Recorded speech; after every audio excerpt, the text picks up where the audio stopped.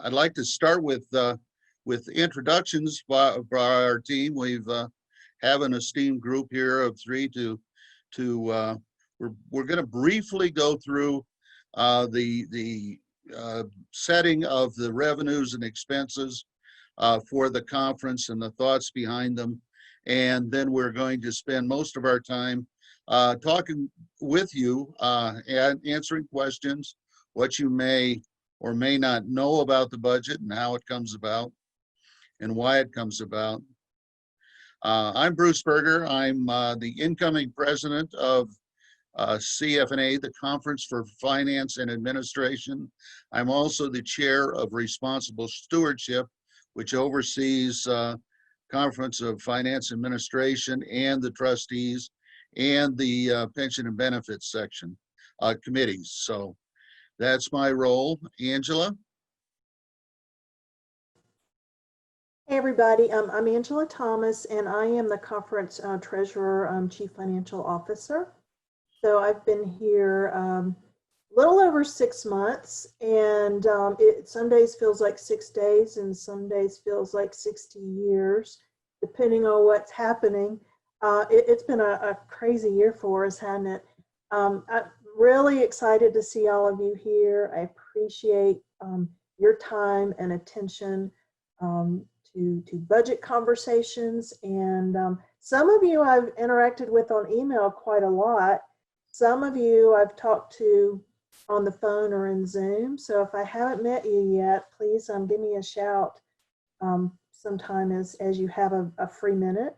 But I'm glad you're here, and I hope that as you have questions about budget or other administrative issues, you'll reach out to me. My email and contact information are on the conference webpage if you don't have it. If you do have it, and we've interacted before, give me a shout anytime you have a question or a need, and I will try my best to help you out, okay? Dennis? Dennis Shaw, member of the Council on Finance and Administration. I also am the conference statistician. I don't have a speaking role today. I'm just here to back up Bruce and Angela in case they need some history or stats or something like that. But I just want to say thank you to the 24 people that have joined us. That's a blessing to us. So thank you very much. Well, thank you all for being here. The Council on Finance and Administration has overall responsibility for the revenue and expenses for the annual conference.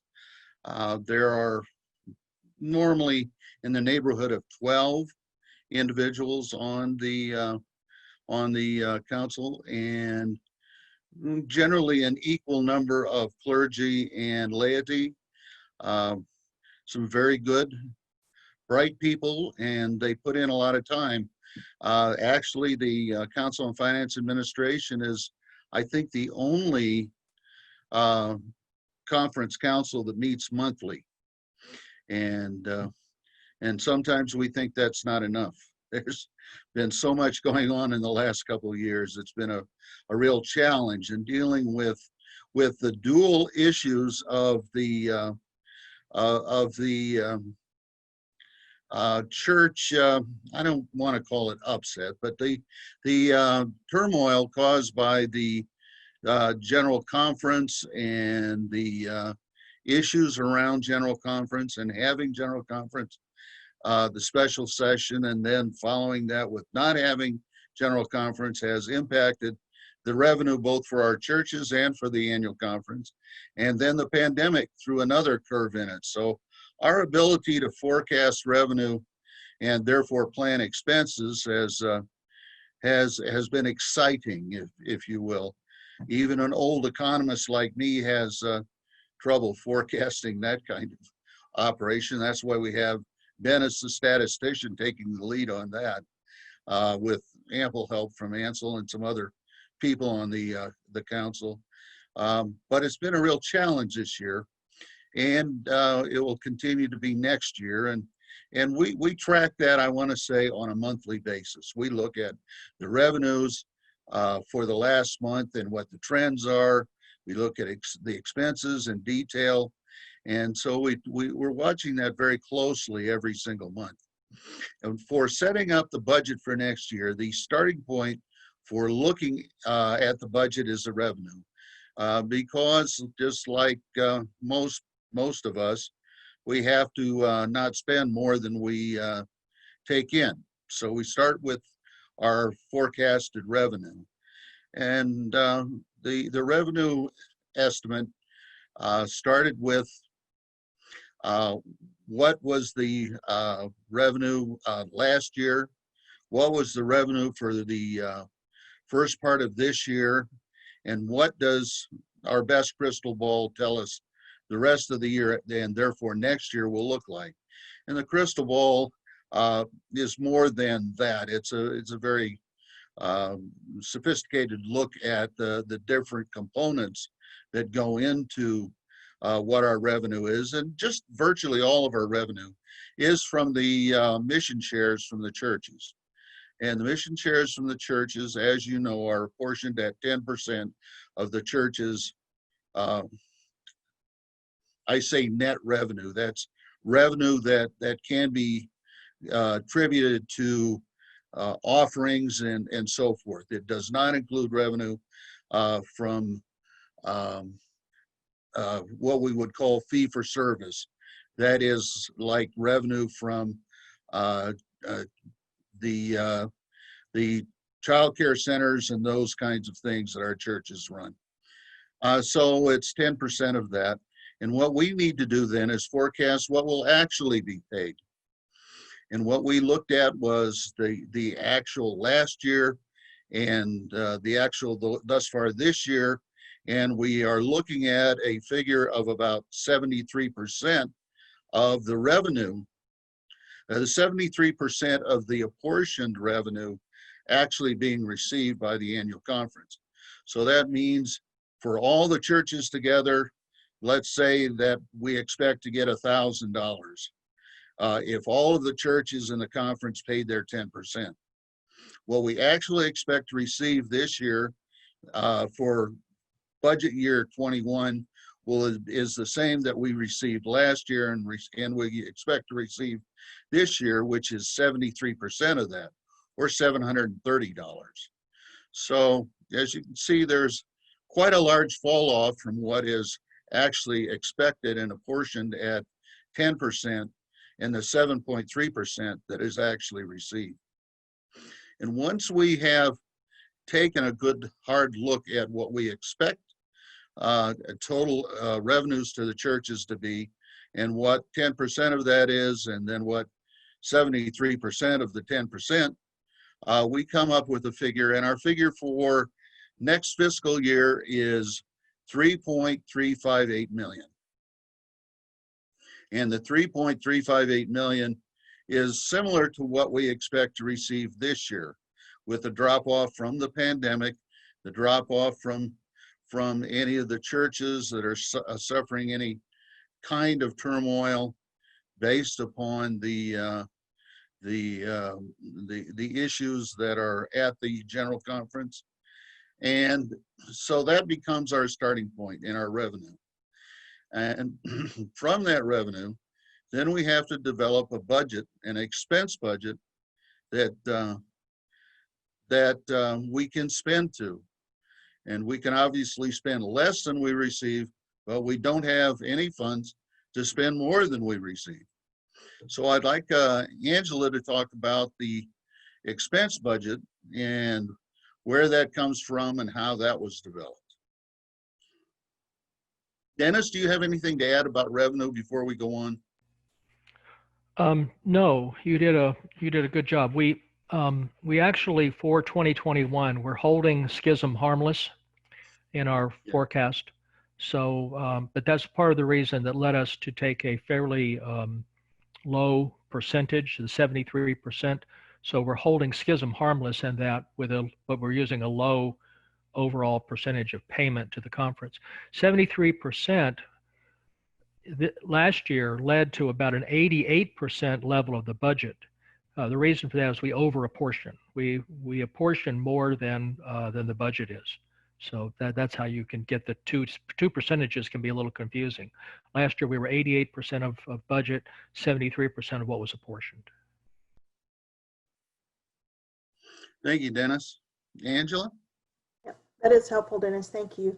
So once we've set our expected mission share income, revenue income, which funds most of our frontline programming and true operating expense, including some of our overhead, then we started taking a look at where we were actually spending those mission share dollars. And by and large, as is appropriate, most of our money is spent in local church support, either church vitality, new church starts, revitalization of churches, various grants, various leadership development, new clergy, young clergy, lay leadership, everything that brings mission and ministry to life at the local church level is our priority in terms of supporting churches and the things that are happening all across the conference, and community engagement, which in my mind, coming from a different conference, the short version of that is justice issues, local community outreach and support, and education, mission and ministry on the ground outside the walls of the church sanctuary. So those are the main focuses of our expense budget, and that's what we primarily want to support. And of course, in order to do that, we've got some conference administrative overhead costs, part of which are funded and paid for outside of the budget. And then of course, our communications area, which supports our website, mailings, mailites, newsletters, and then supports churches and districts and their communicating needs as well. So that's the bulk of what the conference expense budget looks like. In addition to the mission share budget, some of our grants and program ministries have additional funds from designated funds. And we're super thankful for those designated funds, but they can only be used for the purposes they've been designated for, which means we can't fund new church start grants with trustee designated funds, for instance, or we can't take care of a major repair to the conference building with new church start funds. So we have to be very specific about how we use designated funds. And of course, those are not, they don't self-replenish. They're there until they're gone. So we want to take special care in how we use those, and we don't want to depend on those fully for what we consider to be ongoing program ministries.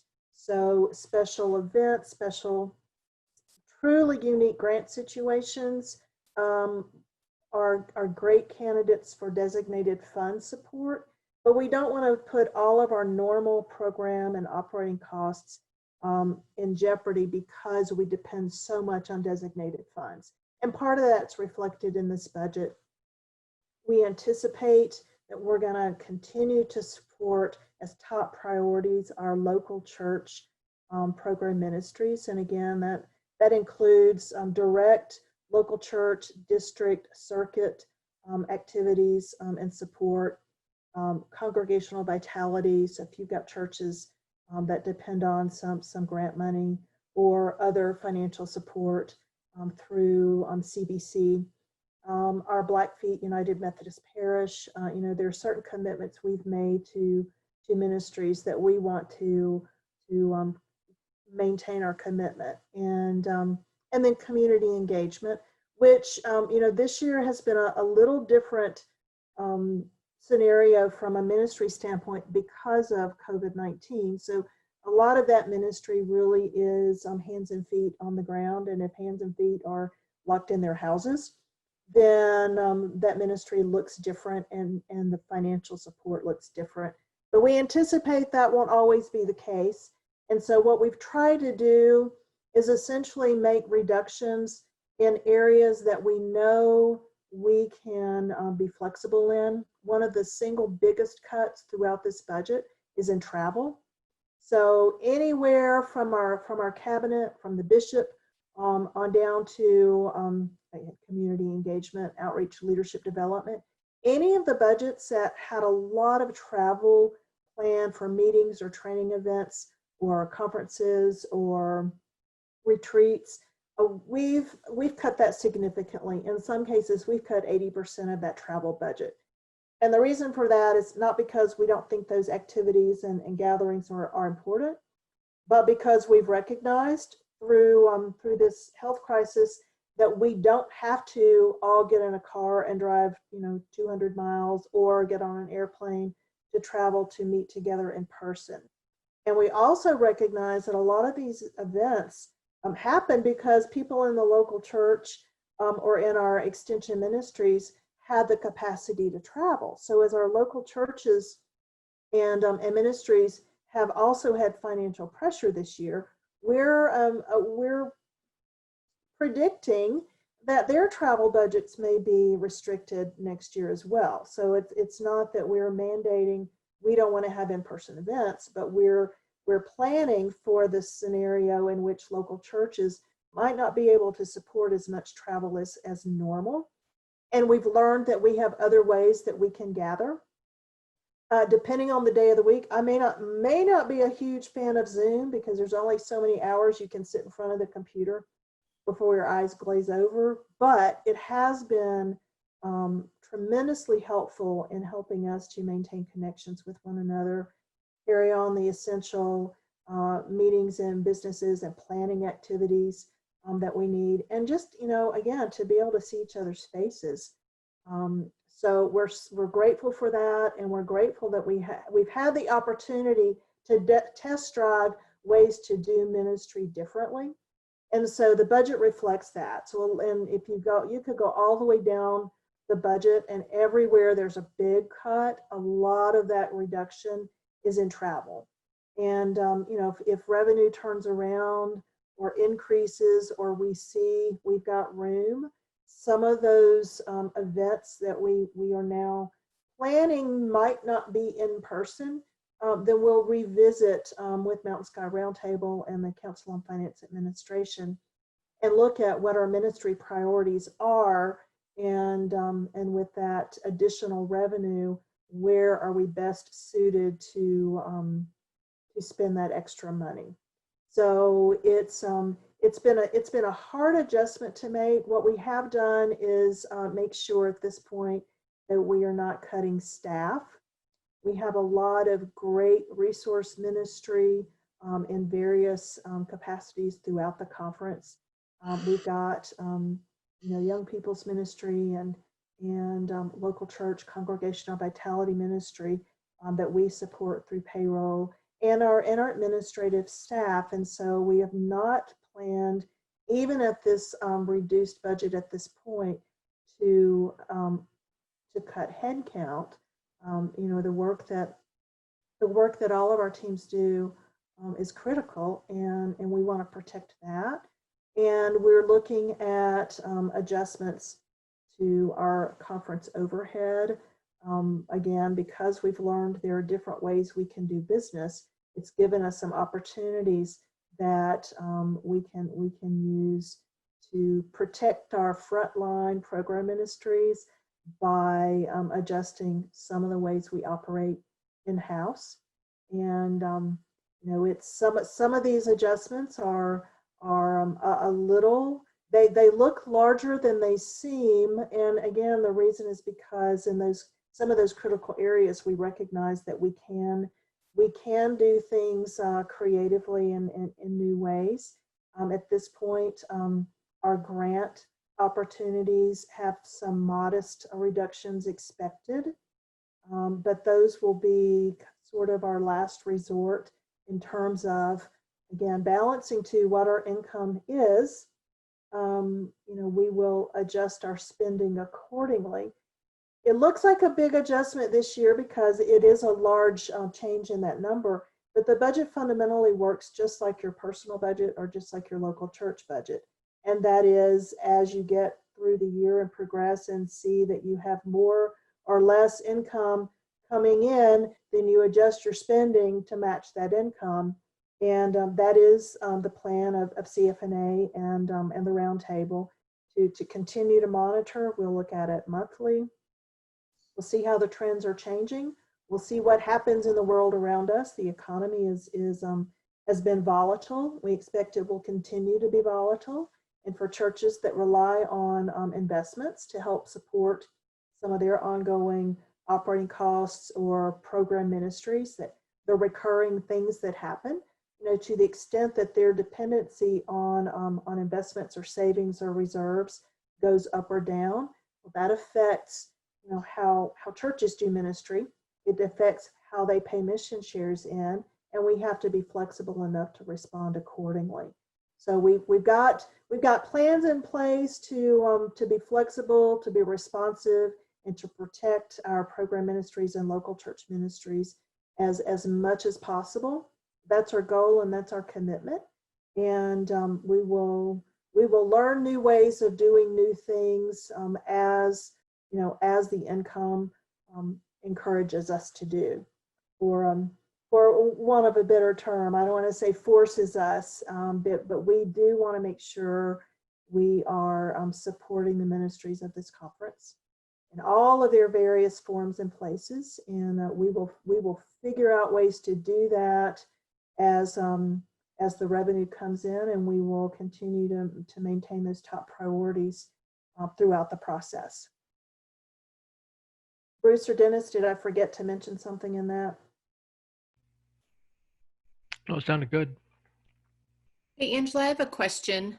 Sure. And I joined just a few minutes late, but I'm wondering if in the presentation, are you and Kristen going to mention the 3% that goes to general church giving and sort of what our status is there? Because I do think that's important for churches to reflect on. It is, and thank you, Annie. That's a great question. So our budget as presented at $3,358,000 is just the mission shares that we hold and use for ministry within the conference. And in addition to that, churches, some of you, if you work in the church office and you're a little more familiar, you will get a separate assessment for general and jurisdictional apportionments. And that's a different model because it's expense-based rather than income-based. And that's a change the conference made a couple years ago. Last year. Last year for this year. See, my newbie is showing, but instead of being a 13% across the board, we pay for all of our commitments within the conference and then with the larger connection. We've split those, and so you have your mission share income-based, which supports conference-specific ministries and churches and extensions, and then the general church and the jurisdictional apportionment is a separate item.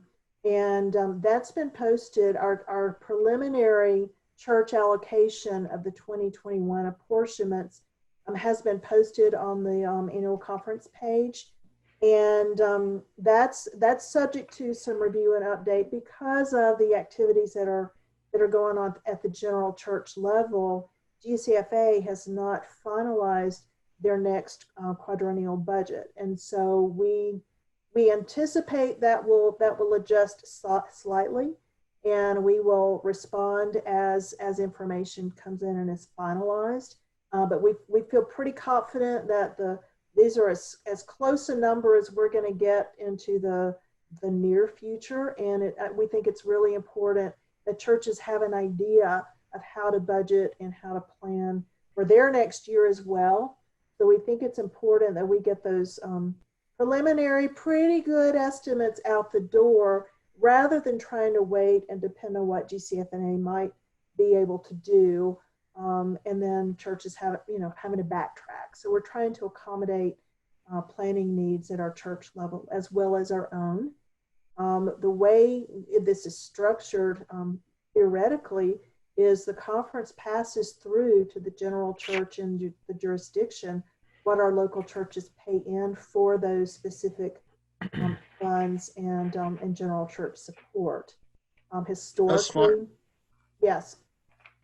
I was going to say that that if you want to look at, we didn't say at the beginning, but if you go to the website for the annual conference, you'll find that we have a report on there that gives for the proposed 2021 budget and what the specific estimates on revenue and expenses, including a pie chart, including a narrative, a detailed narrative of the budget, and the church by church allocation of the anticipated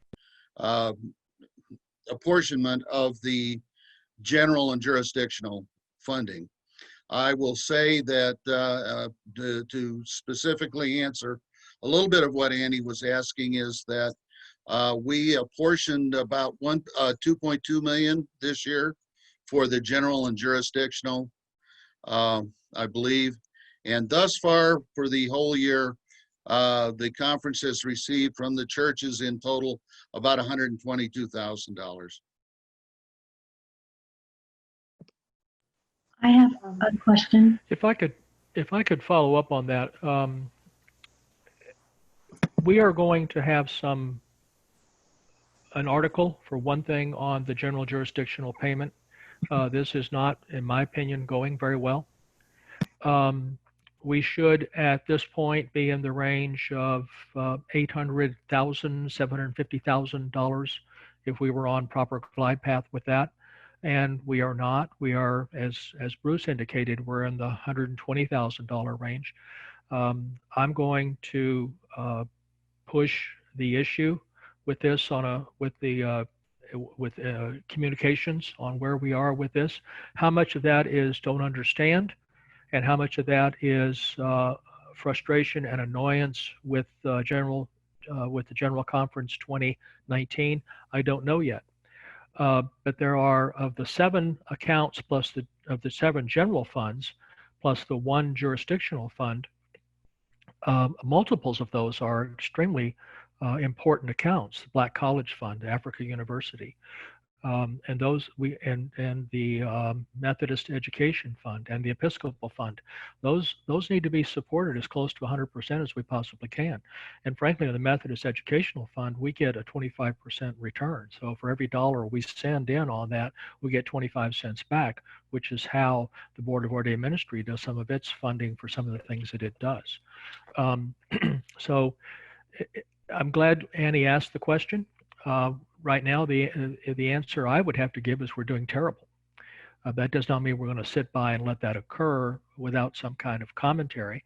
And again, part of the 73% issue is that in the event that we continue to be at this very low rate, I would think, and this is just Dennis Shaw talking, this is not Bruce Berger or anybody else officially on the behalf of Council of Finance Administration. But I would think that we would have to go into either savings or over revenue if we have an over revenue situation and make up some of that thing for the shortfall for next year for 2020. But the 2021 number is out there. It's about $400,000 less than this year. That gets spread out to the churches. So it'll be a lower number, but it's an important number, and we need to focus on it and need to give a better understanding of it. Yes, Elizabeth. Angela, did you want to respond to Dennis? No, go ahead. Okay. I think that when we went from 2019 to 2020, our budget shrank because we took the general and jurisdictional conference apportionments out. And so this $800,000 reduction from 2020 to 2021 represents our operating budget. It doesn't represent a reduction in general and jurisdictional conference payments. That's correct. It's Okay. about, Okay. All I was saying was we should be at this point in the year at about $800,000. That's what I was saying. That's the only $800,000 number. The number for 2020 was 2 million and some change. The number for 2021 is 1.6 million and some change. And Dennis, I think we're talking about different $800,000 amounts. I'm talking about the reduction in our operating budget from 2020 to 2021. Okay. That's actually, Elizabeth, if you look at the bottom line on the budget, that cut is actually $1.115 million. Oh, okay. I subtracted in my head wrongly. No, that's fine. And most of that is occurring in this year also. What has happened is that we have cut the operating budget in this year from what shows as the budget by about $450,000 in that range. And we also received, thankfully, a $460,000 PPP loan. And so from what we're actually operating at this year, we will be reducing it about $460,000 more. Okay, thank you. That's helpful to know as far as this year. When I look at the 2021 budget that was posted on the website, it says the revenue for mission shares is $3,358,000, and then designated funds or reserves is 0. And I'm wondering, I heard earlier that we were using designated funds to cover some of the shortfall, and I wonder why it doesn't show on this. It shows in each of the lines down the total is 828,000. And I guess I don't see that. It's funding from other sources as the second column. Funding from other, I'm looking at the document. Let me look. You need to look at the updated one on the website. Okay, The updated one on the website is more detailed. let me take a look. Yeah. And the reason it still doesn't show any revenue, and that's because the designated funds are funds that we already have, but they have a designated purpose. And most of the time it's designated by the donor. And when that happens, you cannot spend it on anything else or you'll lose your 501c3 status. Yes, and thank you. I think I got a packet in the mail that has the budget that is not this updated one, which is much more helpful. So thank you for pointing that out. No problem. Yeah, one of the issues with sending out the packets is the updated information doesn't make it in. Yeah, one other point on this budget in general is we do not expect 2021 to be a normal or typical year going forward. We don't think this represents the future of ministry or Mountain Sky Conference.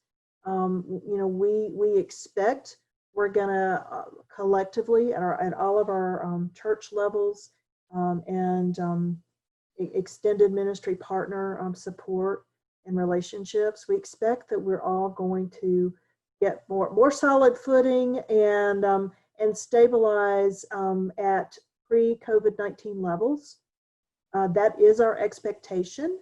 And as Council on Finance and Administration, as conference leaders, I think we hope that we're being super conservative in our spending plan, but we think it would be irresponsible to assume everybody jumps back to normal on January 2nd, 2021, and we're back to business as usual.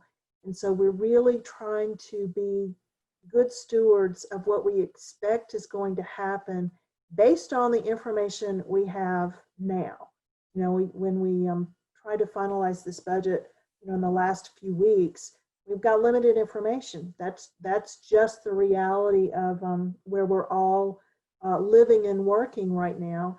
And so we've had to plan for spending at this level because this is the best projection that we can make. And Bruce mentioned earlier, there are limitations in the data.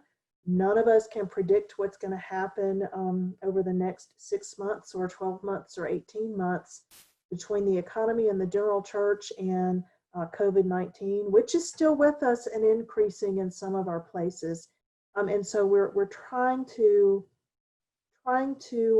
be as reasonable and responsible as we can today, knowing that our churches, remain faithful and committed to ministry and committed to our connection, and trusting that we will see a rocky rest of 2020 and at least first half of 2021, but we'll all see, a brighter light, and we'll get back on what is more normal footing for all of us.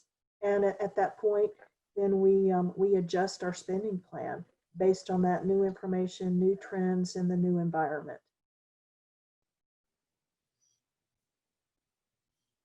Other question? Don? You're muted, Don.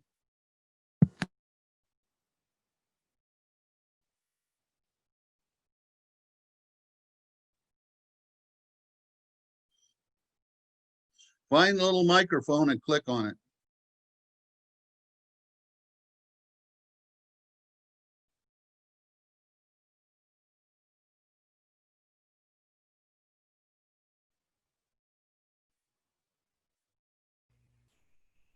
I'm trying to unmute him and I can't do it. I don't know. While he's looking for it, why don't you write it out in the chat, Don, and we'll answer it that way.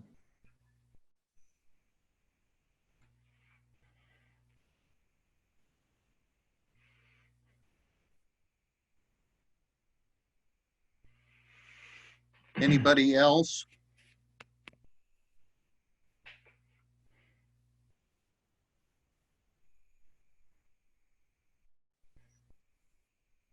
The retirees' health subsidy, I'm going to let Angela, we've talked about it some in responsible stewardship, but the way that we're looking at it right now is if it has any impact at all on the local church, it will be a reduction in the amount necessary by the local church. Angela, you want to speak to that? Yes, and for those of you who are less familiar with the retiree health subsidy, it's a fixed amount that we pay to our retirees each year. The Board of Pensions, actually Conference Board of Pension and Health Benefits, reviews, funds available, reviews retiree activity, and then makes an adjustment each year for that amount. I don't think they've actually adjusted the amount in at least a year, but they do review and see what is warranted versus what our resources allow. The other important point about the retiree subsidy is about 75% of it is funded by an investment account at WestPath that is restricted specifically for retiree benefit purposes. So we do budget for 20 to 25% of that cost in our annual operating budget, but the bulk of that cost is covered through a WestPath account that the conference holds.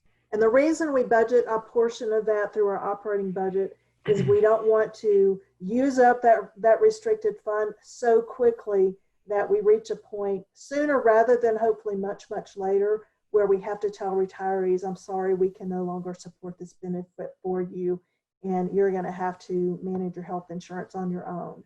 And so we're trying to sustain it as long as possible. And we do that through budgeting a portion of that annual expense and covering it through mission shares. Is that helpful?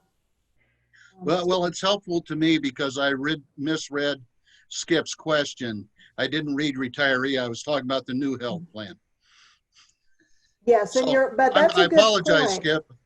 That is one of the important points about the 2021 finances, and that is we have a new model for our active health coverage, and that's a direct bill item to local churches, so it's not part of our operating budget. But to the extent that churches don't pay for their clergy benefits, the conference does has to pay for that. We're obligated to provide insurance for our pastors. And so when churches don't pay, we do have to find the money somewhere. Most of that comes out of Board of Pension money, but we have to balance that. But what happens in 2021 with the new program is local church expense will actually be reduced a little bit. And that's one of the reasons that we've opted to make a big change this year for 2021. And the Mountain Sky is one of two conferences that has not yet gone to this new program. So if you've seen some emails or communication from Westpath or from Jana Collins in the conference office about the new HealthFlex exchange, pay attention to that, because especially if you're clergy, it tells you a lot of information about what your new insurance benefit options are going to be. And they don't diminish your options or your coverage. So take a deep breath on that. But just know we've structured it in such a way that we're trying to lessen or mitigate the cost to the local church. And that's one of the ways that we're trying to extend deeper support to our local churches and communities. So stay tuned on that one. Good. Don, you managed to get unmuted. I did somehow. I basically had a question as to what's being done to try to inform the local churches more about the importance of the general and jurisdictional apportionment coming to them. Well, like Dennis said, he is going to be getting a paper written. And one of the things we know is we have to get it more broadly broadcast to our churches than just in the weekly summary. You know, one of the sad things is many of the pastors don't know this, but Charmaine has the ability to see which of the pastors have actually opened it. And we found that 70% of the pastors don't even open the weekly email blast with information. So I don't know how many of our laity do. So we have to find a number of different ways to get that information out. I think that we do need to do a better advertising job of what the money is for in general and jurisdictional. And Dennis does such a good job writing that he's got the baton again. You know, when you're good at something, unfortunately, you keep getting picked. Other questions? I didn't even get a smile out of Dennis. I don't know what's going on.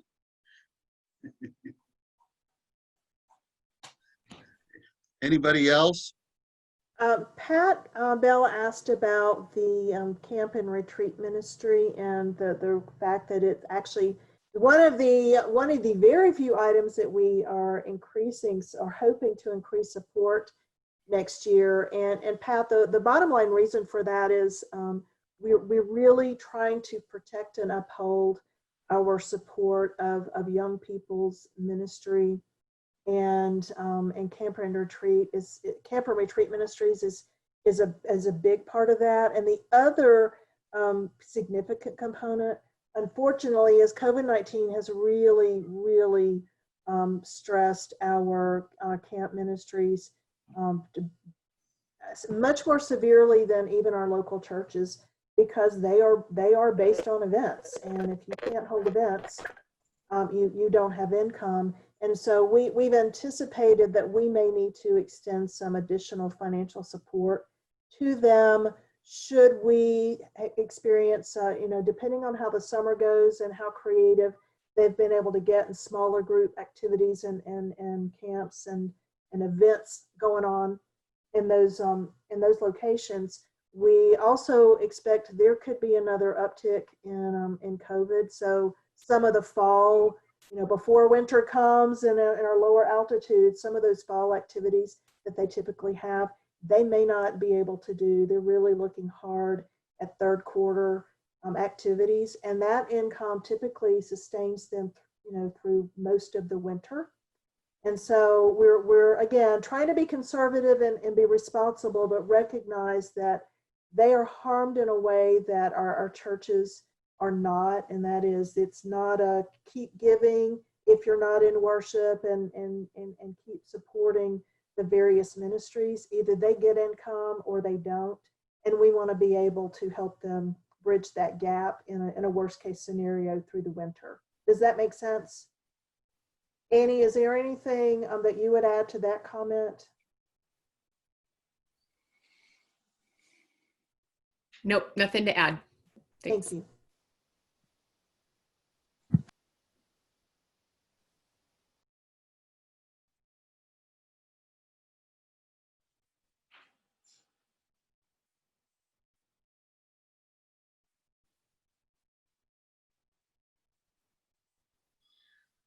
Any other questions?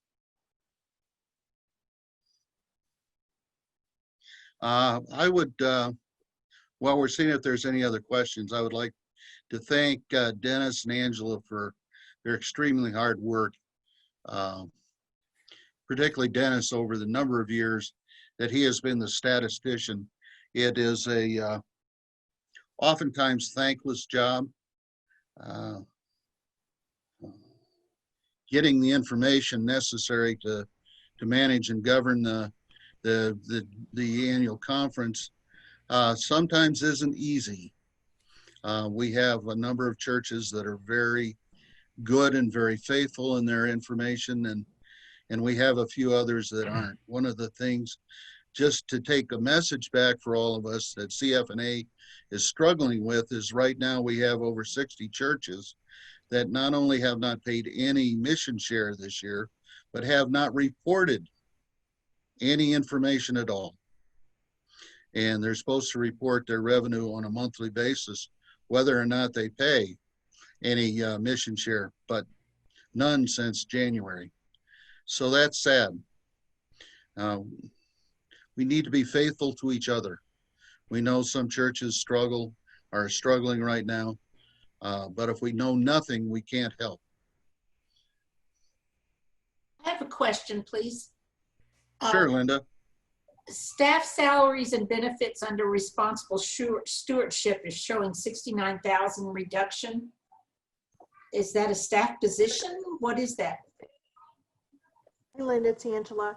That is really a deferral of some staff changes. I have an open position that I am creatively staffing right now with some alternatives. Part of the stipulation with our PPP loan is we maintain headcount, and we just before the measurement period, I had someone leave staff, and so right now I'm using some temp support to help fund the function. But I'm not sure how quickly I can fill it, and so I've budgeted for a delay, and we will punt along as we can for a period of time. So it is not a staff reduction. I just have a vacancy that I'm delaying filling, a vacancy and a half that I'm going to delay filling as long as I can. So as long as we can keep our head above water. I'm going to try to delay that and see if we get better revenue information in before I commit. I don't want to hire somebody and then have to do an adjustment later. So that's a reflection of just a timing. Linda, if you happen to know a recently retired CPA whose only current job is a volunteer at Park Hill, don't even think about it. Because we need you at Park Hill more than we need you both places. I have a question. Sure, Ashley. Is Angela, what you were talking about under that staff reduction, would that be the same idea under the congregational resource minister? see there's a $30,000 or 10% reduction. Are we getting rid of a congregational resource manager or minister, or is that just a timing thing as well? No, it's partly a timing thing, and one difference with the resource minister is for the short term, and I do say short term very specifically, we do have some designated funds that can help support that particular staff level. I don't have that in the responsible stewardship area, oddly enough, but we do have some funds to help maintain our resource ministers for a period of time. And so we're going to take advantage of that if we need to. Does that help? Yep.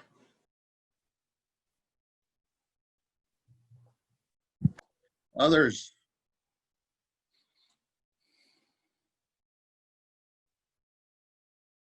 Seeing none, I assume that nobody would be upset if we end this 7 minutes early. I'd like to thank all of you for being here. I appreciate your interest in what the budget is for the annual conference.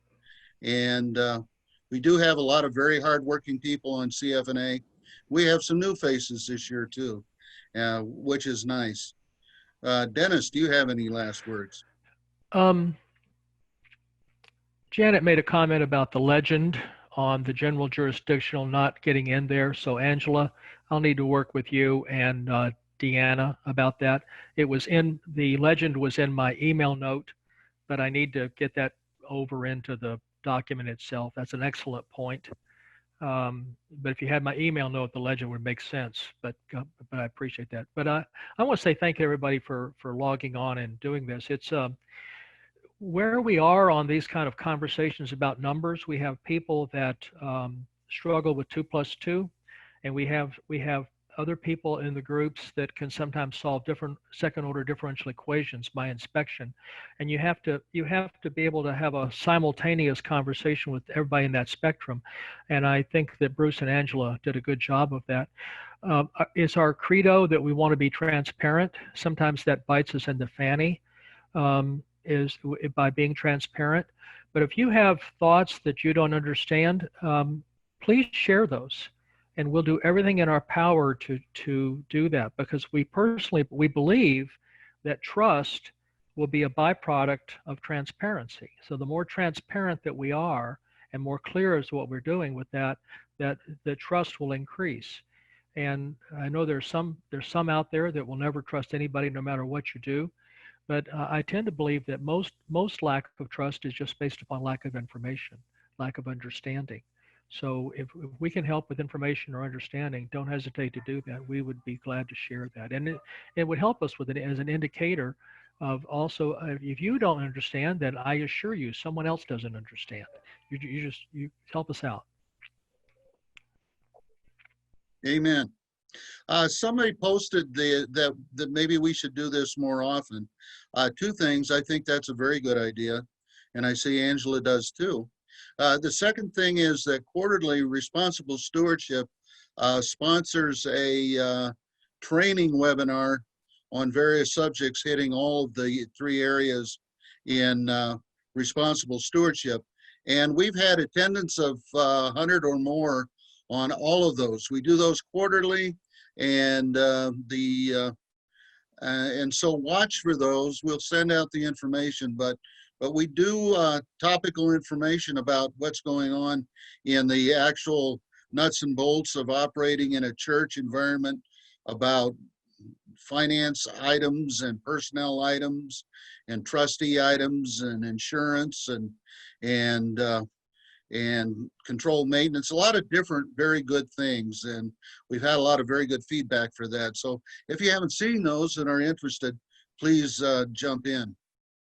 Angela, do you have anything else?